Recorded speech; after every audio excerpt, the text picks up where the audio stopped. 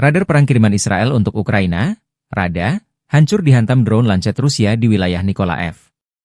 Dalam rekaman yang dibagikan akun pro-Rusia di Telegram 27 Desember, radar RADA, produksi Israel, dari Brigade ke-123 TROP Angkatan Bersenjata Ukraina ini terbakar setelah drone Lancet Rusia mendarat. Lokasi serangan di daerah pemukiman Ostrovka di wilayah Nikolaev. Drone Lancet Rusia juga bekerja efektif di wilayah Kursk. Kendaraan tempur infanteri Bradley Angkatan Bersenjata Ukraina di kawasan Alexandria, tank Leopard Angkatan Bersenjata Ukraina di area pemukiman Nikolsky, dan kendaraan tempur infanteri M113 kiriman Amerika Serikat di kawasan Alexandria juga dihancurkan oleh drone Lancet Rusia.